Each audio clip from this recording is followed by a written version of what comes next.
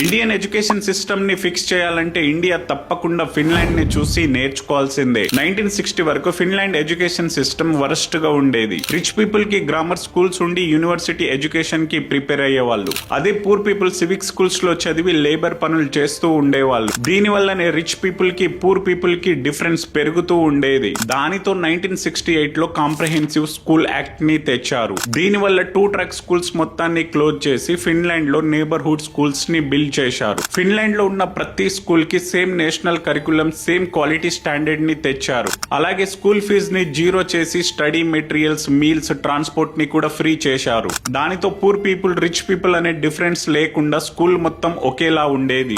Finland schools లో standard test, exams అస్సలు ఉండవు, కానీ హోంవర్క్ తప్పకుండా ఉంటుంది. ప్రైమరీ లెవెల్ స్టూడెంట్స్ కి 4 to 5 hours మాత్రమే స్కూల్ ఉంటుంది. అలాగే ప్రతి 45 minutes క్లాస్ లో 15 minutes అవుట్డోర్ యాక్టివిటీ ఉంటుంది. వీళ్ళ ఎడ్యుకేషన్ సిస్టమ్ కి టీచర్స్ మెయిన్ పవర్ అని చెప్పుకోవచ్చు. ఎందుకంటే ఫిన్లాండ్ లో ఒక్క ప్రైమరీ టీచర్ అవ్వాలనుకున్నా తప్పకుండా మాస్టర్ డిగ్రీని కంప్లీట్ చేయాలి. అలాగే టీచర్స్ కి సబ్జెక్ట్ ఒక్కటే మ్యాటర్ కాదు, pedagogy, child psychology, assessment method లో కూడా ఎక్స్పర్ట్ అయి ఉండాలి. ఇక్కడ స్టూడెంట్ కి ప్రతిదీ ప్రాక్టికల్ గా చూపిస్తారు. అందుకే Finland students science, maths, reading లో అందరికంటే ఫస్ట్ ప్లేస్ లో ఉన్నారు. దానితో పాటు ఫిన్లాండ్ ఎడ్యుకేషన్ సిస్టమ్ ని వరల్డ్స్ బెస్ట్ ఎడ్యుకేషన్ సిస్టమ్ అని కూడా పిలుస్తూ ఉంటారు.